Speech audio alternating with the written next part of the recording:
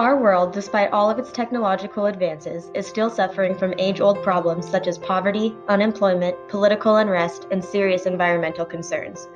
These issues are widely due to human impact, yet society has failed to take responsibility.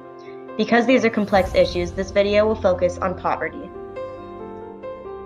We will look at this with the following questions in mind. What is the role of the individual in helping to solve this problem? Should we focus on the collective good, or should we focus on our private pursuits? And is there a balance between what the individual is responsible for and what our role should be in the public sphere? Poverty in America is measured by a set of data that categorizes families based on their ability to provide food, shelter, and other necessities for themselves and their families. However, I believe, along with many other scholars, that poverty is much more than a set of numbers and statistics. Poverty is hunger. Poverty is lack of shelter. Poverty is being sick and not being able to see a doctor. Poverty is not having access to school and not knowing how to read. Poverty is not having a job, is fear for the future, living one day at a time. Poverty is losing a child to illness brought about by unclean water. Poverty is powerlessness, lack of representation, and freedom. Yet today's society too often blames the individual for their struggles, and sometimes even feel that they are a burden to our society. Furthermore, persons with disabilities experience the highest rates of poverty of any subcategory of Americans charted by the Census Bureau.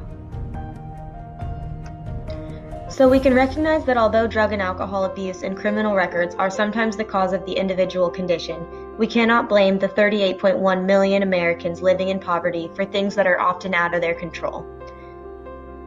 Now the argument of individualism versus collectivism comes into question. Should we live to improve our own lives, or to improve the lives of the greater good? Individualism is the idea that the individual's life belongs to him and that he has the right to live it as he sees fit, to act on his own judgment, to keep and use the product of his efforts, and to pursue the value of his choosing. It's the idea that the individual is sovereign and end in himself, and the fundamental unit of moral concern. This is the outlook that inspired the U.S. Constitution, and as individuals it appears to be positive for everyone. On the other hand, collectivism is the idea that the individual's life belongs not to him but to the group or society of which he is merely a part, that he has no rights and that he must sacrifice his values and goals for the group's greater good. According to collectivism, the group or society is the basic unit of moral concern, and the individual is of value only insofar as he serves the group. Although this perspective sounds far less appealing to the individual, it does have the potential to create a better world for everyone.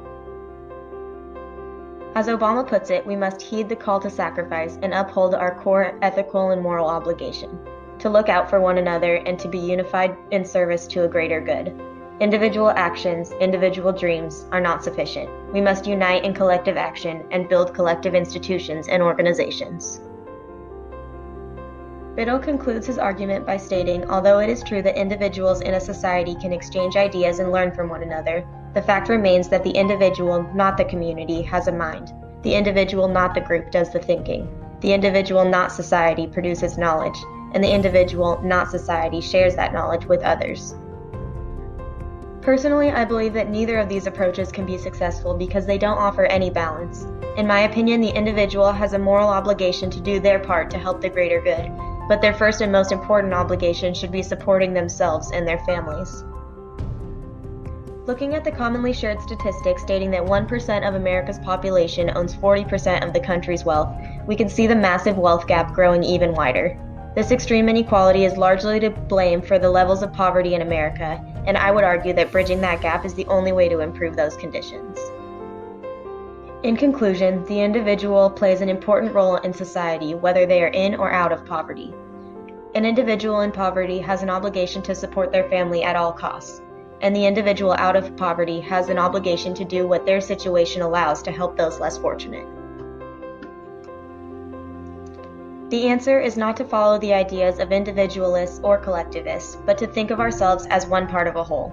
In other words, one should not be satisfied with their own wealth, knowing that so many around them are suffering.